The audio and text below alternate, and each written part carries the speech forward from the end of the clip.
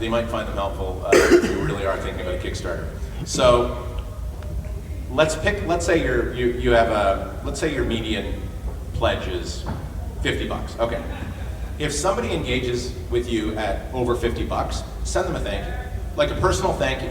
Because how many people are going to be doing that? Like, even on the Veronica Mars Kickstarter, the vast majority of people are pledging the bottom 3 tiers. So if someone pledges, maybe for Veronica Mars you can't do this, but for a smaller project, pick something doable, top 5 tiers, top 3 tiers, whatever you think you can do. And when someone pledges at that, send them a thank you saying, Jesus, dude, thank you very much. We really appreciate having you on board. But before you do that, get on Google and type in Steve Dengler or whatever, Joe Schmo, and see who the hell this guy is. You don't know who he is. He could be a big deal. He could be a major deal. At which point you say, dude, thank you so much for pledging. Would you consider a tweet? Would you consider a shout out? Just because you've never heard of the guy doesn't mean he doesn't have 20,000 followers or 200,000 followers on Kickstarter. He just backed you. Sure, he's going to give you a tweet, right?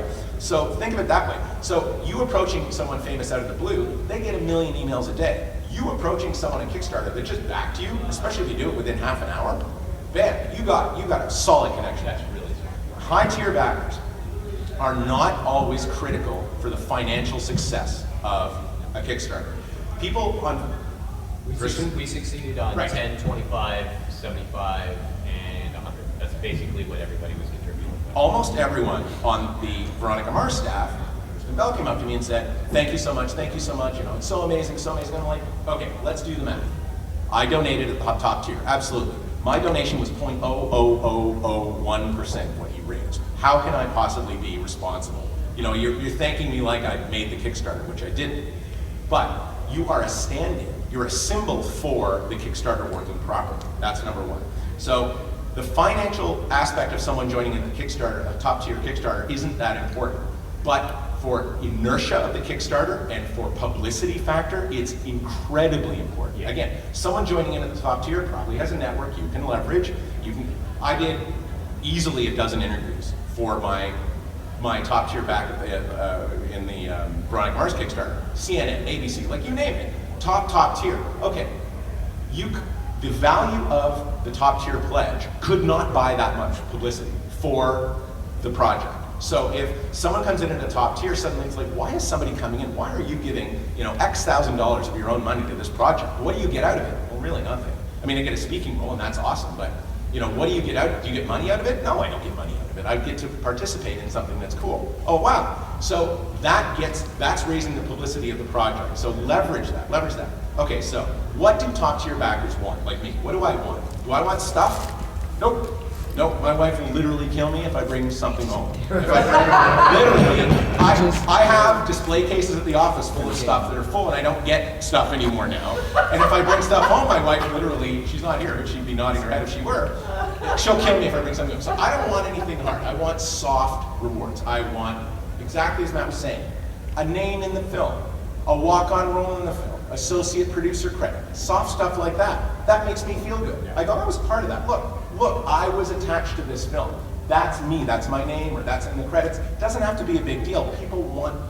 People if they're, the high tier backers coming in, they want that sense of, you know, like a little, think of it like a plaque on the door of the room inside, you know, the Joe Blow room. Well, Joe Blow gave some money, so we're naming a room after him. Practically nothing in the room has changed, but there's a little plaque outside. Well, the plaque is a credit in the end, the name of a character, or you know, associate producer credit or something like that. The nice thing is you can work that to your advantage from a publicity standpoint. Oh look, so-and-so got involved. So-and-so's name is so-and-so's an associate producer.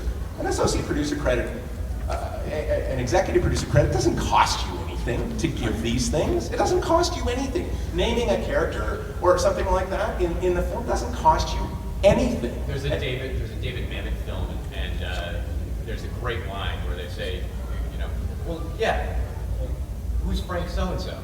Oh, he's an associate producer. What's an associate producer? It's what you give your secretary instead of a raise. Right.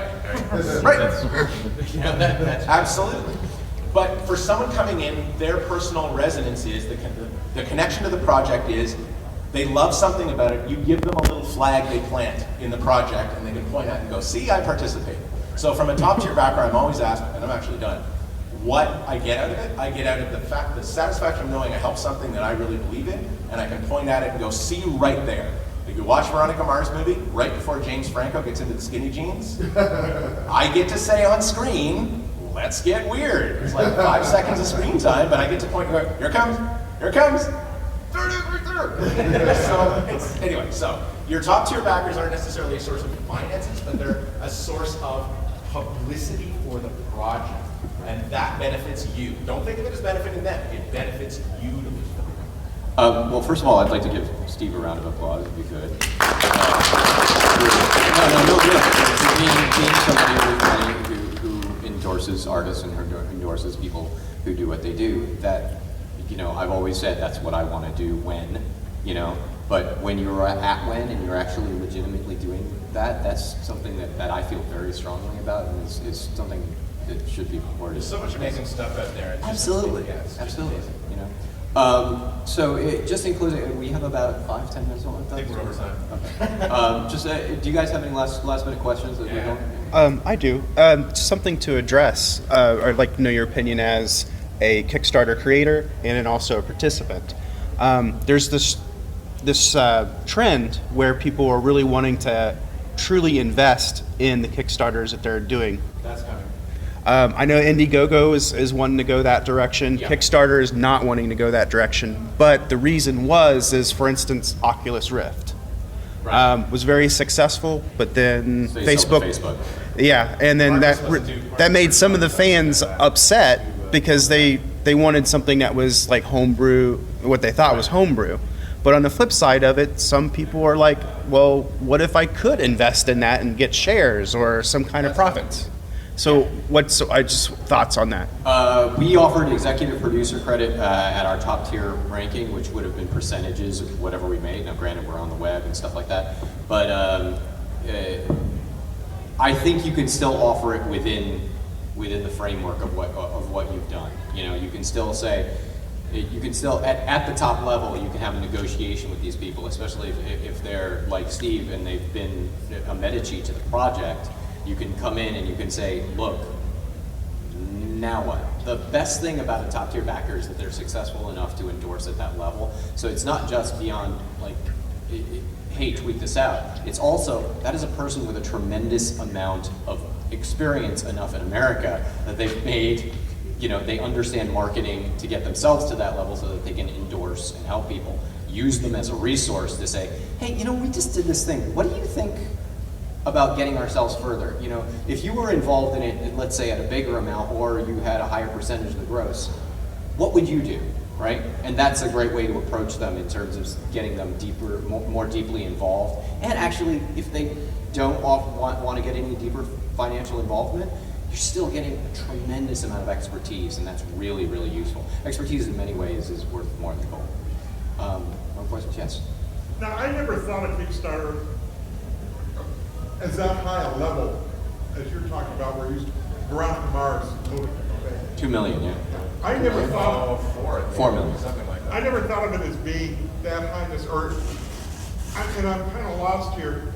And maybe it's something I should know that I don't, but how would you get something that you don't own the copyright to Veronica Mars? Yeah, it's Rob Thomas.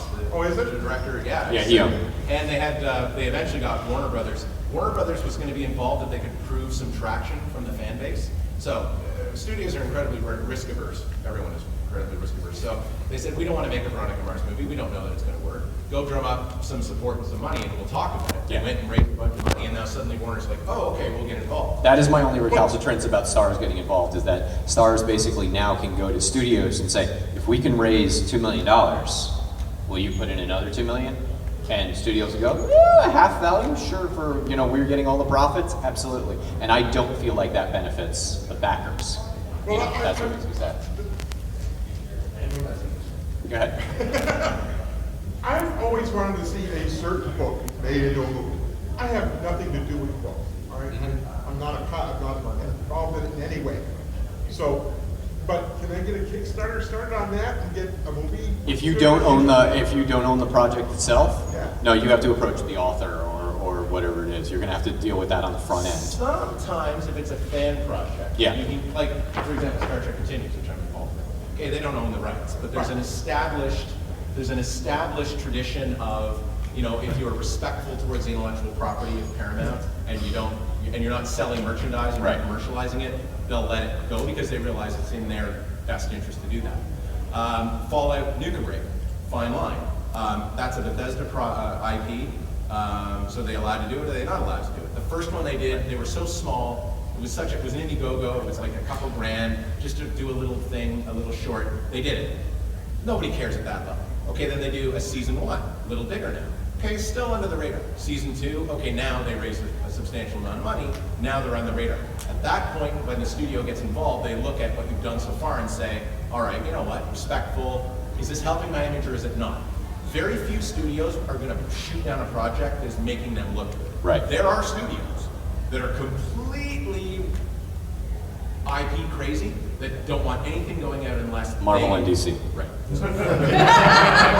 But if you're some of the smaller properties, if you're respectful towards them and you keep the budget really low and you don't commercialize it, you're not selling shirts, you're not selling posters or DVDs, you can cover your costs, right? In the Kickstarter, you can take in money and then you say... And you have to be explicit about saying, we are not making any money off of this and don't expect to make any money off of it. So you can, and in time you could turn it, and for example, the New Great guys, Wayside, eventually commercialized what they did.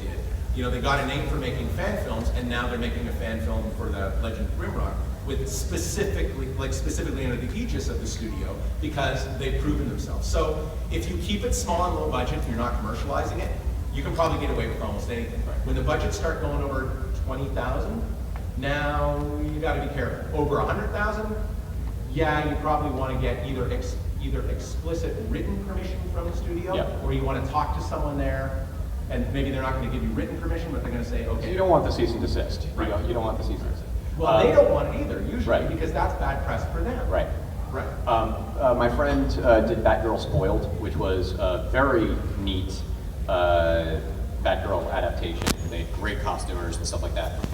They were under the radar for a while, and then they basically went out to Indiegogo with it, and they got slammed real quick. You're not allowed to do that. Don't do that. And it was basically that they were pushing canon in a way that the studio did not want to go, and DC and Marvel and stuff like that are very picky about it. So I'm always push a little first to see what you can get. Don't be overt about what you're doing. It's always better to apologize and ask permission, but but push a little first, especially if you don't know and you don't have any of the rights. My other friend Kevin Tancherin did the Mortal Kombat film, and he basically did a Mortal Kombat episode, put them out, put stars in it, and it was better than Mortal Kombat. So everybody was like, well, that's great. And now he's actually directing the new Mortal Kombat film that's going to come out.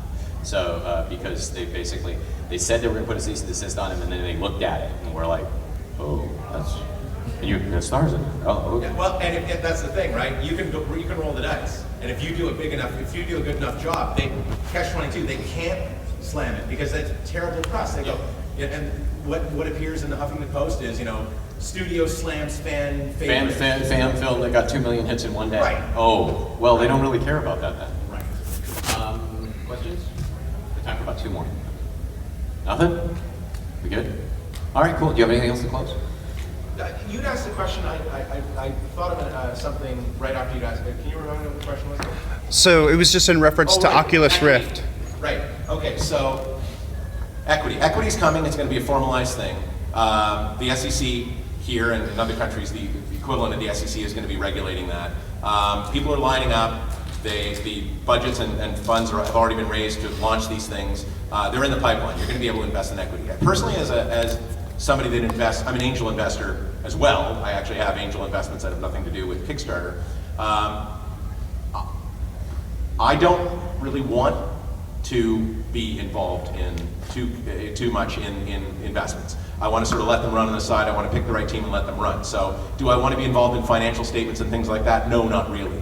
Also, with the new media stuff I do, I have no expectation through Kickstarter, and even outside of Kickstarter, I have no expectation it's going to make any money. If some money is made, that's a wonderful, awesome windfall, but I have no expectation that any money is going to get made. So I can see the equity model of, like a crowdsourced equity model working for some businesses. The new media stuff, I think, is still going to be Hail Mary, because people in new media know it's extremely hard to make a buck in new media. So there are the exceptions, but those are the exceptions. So it's coming for sure, but I think that you'll always see for this, the kind of thing we're talking about here, I think Kickstarter is going to be, non-equity Kickstarter is going to be a much more natural home for something like this.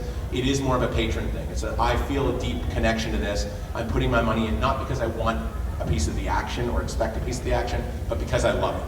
But you'll see that. You'll see that come. You'll see a lot of people, you'll see a lot of equity Kickstarter kind of stuff launch, and they will learn what every angel investor realizes, is that the vast majority of those aren't going to make them any money whatsoever. But you know, 20 or 30 bucks into something that doesn't come back to you, that's not a big deal. I think there's an honesty in Kickstarter where you put it in